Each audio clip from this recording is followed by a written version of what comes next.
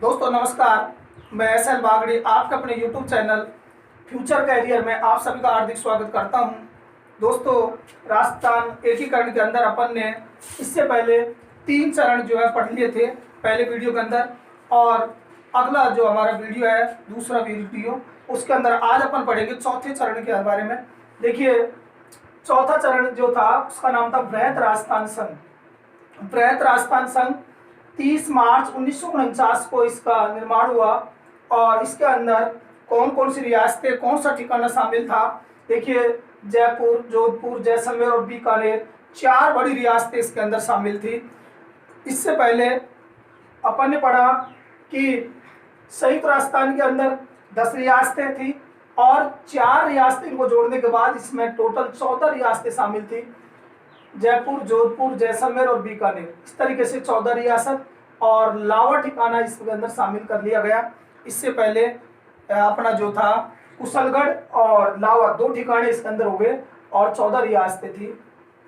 अब देखिए, इसका उद्घाटनकर्ता कौन था, प्रधानमंत्री कौन था, राजधानी किसको बनाया गया, क्योंकि अक्सर प्रश्न इन्हीं में से अक्सर पूछे जाते हैं। तो उद्घाटनकर्ता जो था बृहत राजस्थान संघ का सरदार वल्लभ भाई पटेल। अपन ने उद्घाटनकर्ताओं के बारे में पढ़ा कि उद्घाटनकर्ताओं के बारे में अपन ने देखा कि पिछले वीडियो के अंदर आपको मैंने ट्रिक्स बताया था उद्घाटनकर्ताओं का। गाडगिल 2 भाइयों ने चाचा और पटेल को प्रणाम किया। गाडगिल 2 भाइयों ने चाचा और पटेल को प्रणाम किया। तो यहाँ पर गाडगिल 2 भाइयों ने चाचा और पटेल, यानी चौथे चरण को का उद्घाटनकर्ता जो था वो पटेल अर्थात सरदार वल्लभ भाई पटेल जो था, इन्होंने इसका उद्घाटन किया। प्रधानमंत्री के बारे में अपन ने पढ़ा ट्रिक, शोभा गोकुल माणिक हीरा 3, शोभा गोकुल माणिक हीरा 3। तो शोभा राम कुमावत, गोकुल लाल असावा, माणिक लाल वर्मा और हीरा लाल शास्त्री जो थे हमारे चौथे चरण यानी बृहत राजस्थान संघ के प्रधानमंत्री बनाए गए। इसी प्रकार से राज प्रमुखों के बारे में अपन ने पढ़ा उदय भीम भूपाल मान, उदय भीम भूपाल मान, उदय सिंह, भीम सिंह, भूपाल सिंह और मान सिंह अर्थात सवाई मान सिंह द्वितीय जो थे जयपुर के राजा, इन्होंने जो है इसका बृहत राजस्थान का राज प्रमुख जो है इनको बनाया गया। इसके अलावा महाराज प्रमुख का पद भी दिया गया भूपाल सिंह को। राजधानी का टिप्स अपन ने पढ़ा, अरे कोई ऊपर जाओ ऐसे अलवर बना, को से कोटा, दूसरे चरण की राजधानी कोटा थी, पहले चरण की अलवर थी, ऊपर तीसरे चरण की राजधानी उदयपुर और चौथा चरण जो हमारा उसकी राजधानी जयपुर। और अक्सर कई बार कंपटीशन के अंदर पूछा जाता है ये क्वेश्चन कि जयपुर को राजधानी किस समिति की सिफारिश पर बनाया गया, यानी पी सत्यनारायण राव समिति की सिफारिश पर इसको राजधानी जयपुर को बनाया गया।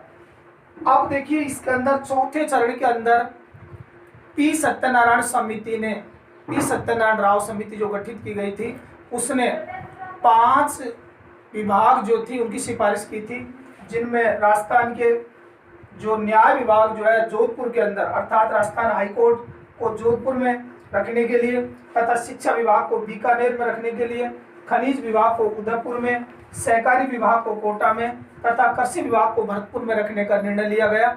और ये 5 बातें इसके अंदर रखी गई थी पी सत्यनारायण समिति के द्वारा।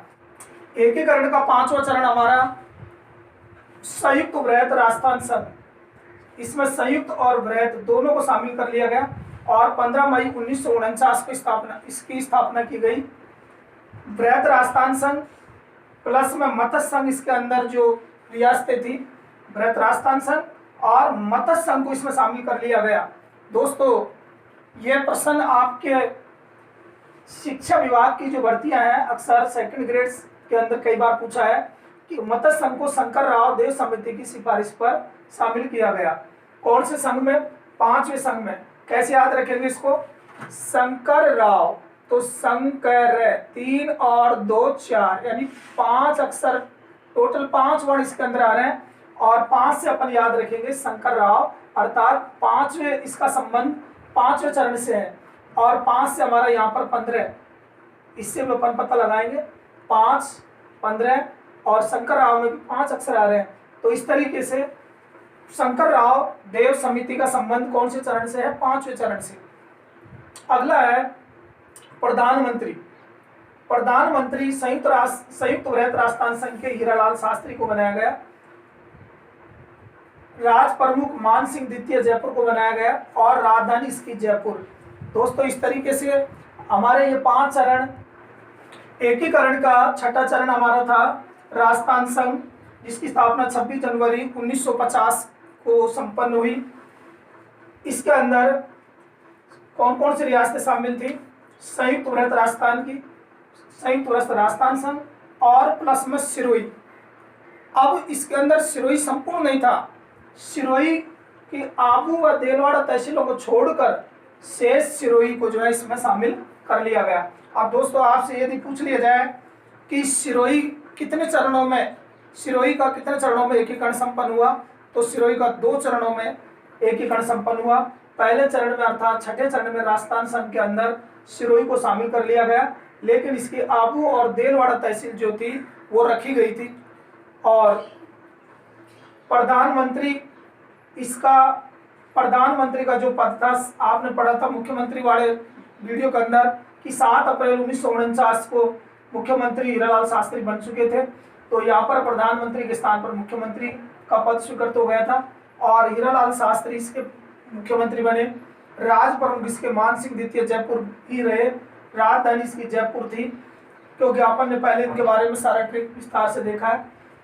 अब 26 जनवरी 1950 को जैसे हमारा भारत देश का संविधान लागू हुआ, तो लागू होने के बाद ये राजपूताना का नाम बदलकर जो है राजस्थान रख दिया, यानी राजपूताना के स्थान पर क्या रखा? राजस्थान रखा था। और 26 जनवरी 1950 को राजस्थान बी श्रेणी का राज्य बन गया। उस समय 3 प्रकार की श्रेणियां थी, ए, बी और सी। तो राजस्थान कौन सी श्रेणी का राज्य था?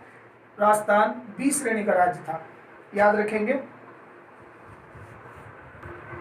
दोस्तों राजस्थान का एकीकरण का 7वां चरण और अंतिम चरण हमारा वर्तमान राजस्थान संघ, इसकी स्थापना 1 नवंबर 1956 को संपन्न हुई। अब ये जो एकीकरण का 7वां चरण जो हमारे लिए है एग्जाम की दृष्टि से बहुत ही महत्वपूर्ण है। अपन ने देखा छठे चरण के अंदर सिरोही को शामिल कर लिया गया था, लेकिन उसमें आबू और देलवाड़ा तहसीलें जो थी उनको छोड़ा गया था।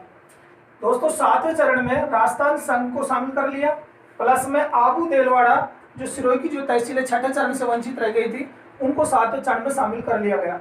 इसी के अलावा अजमेर मेरवाड़ा का क्षेत्र और सुनेल टप्पा जो मध्य प्रदेश के अंदर था उसको भी राजस्थान में मिला लिया गया। इसके अलावा राजस्थान का जो झालावाड़ जिले का सिरोंज क्षेत्र जो था उसको एमपी के अंदर यानी मध्य प्रदेश में मिला दिया गया।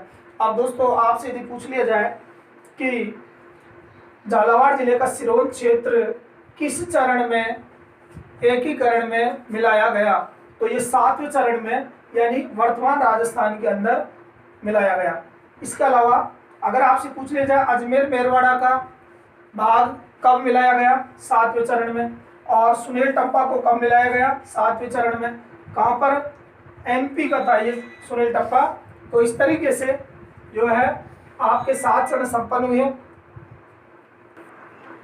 दोस्तों एकीकरण से संबंधित कुछ महत्वपूर्ण तथ्य हमारे हैं कि राजस्थान में उस समय 3 श्रेणी के राज्य थे और 3 श्रेणियों में उनको बांटा गया था। इसमें ए श्रेणी, बी श्रेणी और सी श्रेणी। अक्सर कंपटीशन में पूछा जाता है कि बिहार, मुंबई, मद्रास कौन सी श्रेणी में आते हैं या राजस्थान हमारा कौन सी श्रेणी में आता है। देखिए ए श्रेणी के अंदर वे राज्य जो पूर्व में प्रत्यक्ष में ब्रिटिश नियंत्रण में थे, यानी जो ब्रिटिश सरकार के नियंत्रण में थे, कब्जे में थे, वो ए श्रेणी में थे। उनमें बिहार, मुंबई, मद्रास आदि आते हैं।